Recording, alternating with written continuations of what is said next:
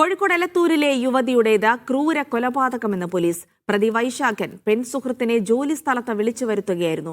ആത്മഹത്യ ചെയ്യാൻ ഇരുവരും കഴുത്തിൽ കുരുക്കിട്ട ശേഷം വൈശാഖൻ യുവതിയുടെ സ്റ്റൂൾ തട്ടിമാറ്റി. കൊലപാതകത്തിന് ശേഷം യുവതിയെ പീഡിപ്പിച്ചുവെന്നും പോലീസ് പറയുന്നു.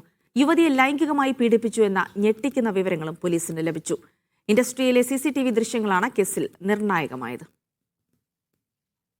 കഴിഞ്ഞ 24-നാണ് വൈശാഖന്റെ എലത്തൂരിലെ ഇൻഡസ്ട്രിയിൽ യുവതിയെ തൂങ്ങി മരിച്ച നിലയിൽ കണ്ടെത്തിയത്.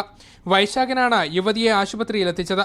ആശുപത്രി അധികൃതർ അറിയിച്ചതനുസരിച്ച് ഉടൻ എലത്തൂർ പോലീസ് ഇൻഡസ്ട്രിയിൽ നടത്തിയ പരിശോധനയിലാണ് സംഭവം കൊലപാതകമാണെന്ന് തിരിച്ചറിഞ്ഞത്.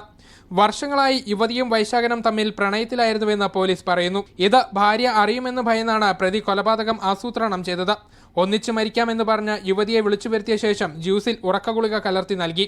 രണ്ടുപേർക്കും മരിക്കാനായി കുരുക്ക് തയ്യാറാക്കിയ വൈശാഖൻ യുവതി കഴുത്തിൽ കുരുക്കിട്ടയുടൻ സ്റ്റൂൾ തട്ടിമാറ്റുകയായിരുന്നു. മരണം ഉറപ്പിച്ച ശേഷവും ഇയാൾ യുവതിയെ ലൈംഗികമായി പീഡിപ്പിച്ചുവെന്ന ഞെട്ടിക്കുന്ന വിവരങ്ങളും പോലീസിന് ലഭിച്ചു. ഇൻഡസ്ട്രിയിലെ CCTV ദൃശ്യങ്ങളാണ് കേസിൽ നിർണായകമായത്. യുവതിക്ക് പ്രായപൂർത്തിയാകും മുൻപും താൻ പീഡിപ്പിച്ചിരുന്നുവെന്നും വൈശാഖൻ ചോദ്യം ചെയ്യലിൽ സമ്മതിച്ചു.